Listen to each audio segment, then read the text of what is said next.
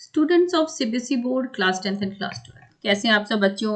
आप सबके एग्जाम्स चल रहे हैं। आज के वीडियो में हम आपकी जो हिंदी के एग्जाम्स हुए हैं उसकी एनालिसिस करने जा रहे हैं, क्लास 12th की हिंदी की। तो बच्चों देखो, जो एग्जाम है वो मंडे को यानी कि आज सक्सेसफुली हो गया है। कहाँ कहाँ वही आप जानते होंगे कि सीबीएसई के एग्जाम्स इंडिया और 26 कंट्रीज अब्रॉड में होते हैं। जो दो पार्ट्स थे, लाइक कोर था और इलेक्टिव था, दोनों ही के एग्जाम्स जो कंडक्ट हुए 10:30 बजे से 1:30 बजे तक हुआ था इन पीसफुल मैनर। जितने सेफ्टी प्रोटोकॉल्स थे उसका पालन किया गया था। So this is one of the most important exam conducted by CBSE. तो ये एक क्रूशियल माइलस्टोन होता है स्टूडेंट्स के लिए भी उनके एकेडमिक जर्नी में, है ना। तो Hindi is one of the core subjects in the class 12 curriculum. और हिंदी पेपर एक क्रिटिकली इंपॉर्टेंट सब्जेक्ट भी है। बहुत से बच्चों को वैसे भी हिंदी थोड़ा सा डिफिकल्ट लगता है आजकल। तो अकॉर्डिंग टू स्टूडेंट्स, लेकिन जो स्टूडेंट्स एग्जाम में अपियर हुए थे वो बता रहे थे कि paper was easy, nothing was out of the syllabus. बच्चे, इस आउट ऑफ सिलेबस का मतलब क्या है आप जानते हो? जो आपके सिलेबस में था, बच्चे घबरा रहे थे ना कि बहुत डिफिकल्ट आ जाएगा, बहुत डिफिकल्ट आ जाएगा। तो ऐसा कुछ नहीं था। सीबीएसई का जो सैंपल पेपर था उससे भी इजी क्वेश्चन आपके एग्जाम में एक्चुअली आए हैं। सैंपल पेपर जो था वो मॉडरेट टू डिफिकल्ट के रेंज में था, but the question paper of Hindi जो है वो इजी टू मॉडरेट के बीच था। और अब तक के जितने भी एग्जाम्स हुए हैं, चाहे वो क्लास 10 के हुए, क्लास 12 के हुए, पेपर का लेवल बहुत इजी आ रहा है। It is not difficult at all, right. तो ये बहुत अच्छी बात है और चांसेस ये है कि आगे जितने भी एग्जाम्स होंगे उसमें क्वेश्चन का पेपर जो होगा वो इजी टू मॉडरेट के बीच ही होगा। But you have to stick to the syllabus. जो टॉपिक है उस हिसाब से आपको तैयारी करनी पड़ेगी। तो अगर हम थोड़ा इलेबोरेट डिस्कस करें तो जो हिंदी का पेपर था, कोर पेपर, उसे डिवाइड किया गया था दो पार्ट्स में, part A and part B.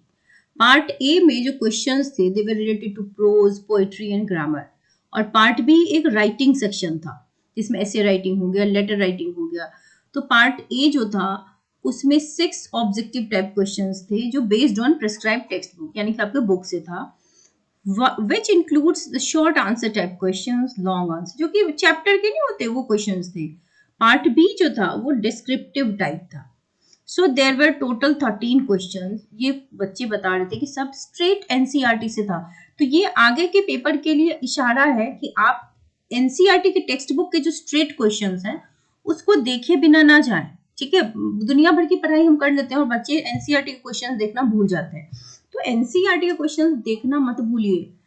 इसके अलावा जो एग्जाम्पलर होते हैं उसको देख के जाइए, 5 साल के पीवाईक्यूज देख के जाइए, तो आपका क्वेश्चन बिल्कुल भी नहीं छूटेगा। You will be able to solve all the questions. तो ये जो बच्चे हैं उनका ही कहना था कि सेक्शन ए थोड़ा सा उनको चूंकि लैंग्वेज था डिफिकल्ट लगा, लेकिन जो पार्ट बी था ना, सेक्शन बी, वो तो राइटिंग सेक्शन था, तो उसमें बच्चों को कोई प्रॉब्लम नहीं हुई। जो सेक्शन बी होता है वो एक्चुअली जो राइटिंग सेक्शन होता है ना, वो आपके थॉट्स एंड आइडियाज को एक्सप्रेस करने के लिए होता है, चाहे वो हिंदी हो या इंग्लिश हो। तो यहाँ पर बच्चों को आज़ादी होती है कि आप अपने थॉट्स को एक्सप्रेस कीजिए। तो यहाँ आपके सिलेबस से तो लेना देना होता नहीं है, टॉपिक्स बहुत ही डिफरेंट आते हैं।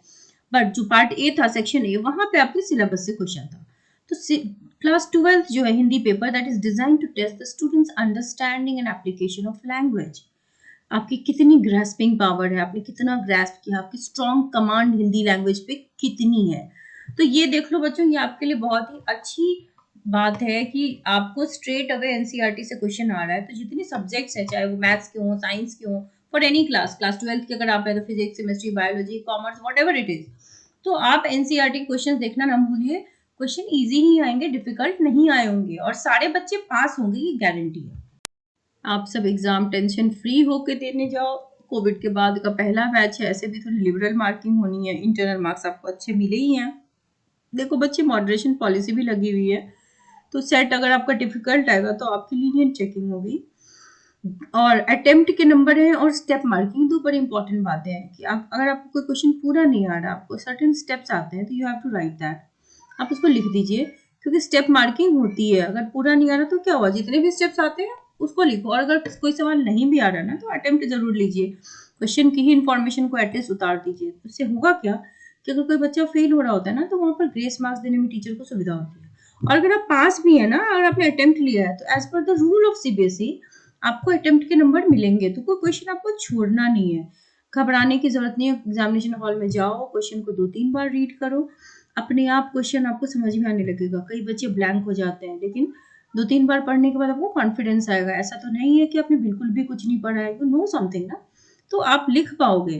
पीवाईक्यूज ज़रूर करके जाना, एटलीस्ट रीड करके जाओ। जिन बच्चों ने बिल्कुल भी कुछ नहीं पढ़ा है, उनके लिए कह रही हूँ कि पीवाईक्यूज देख के जाओ।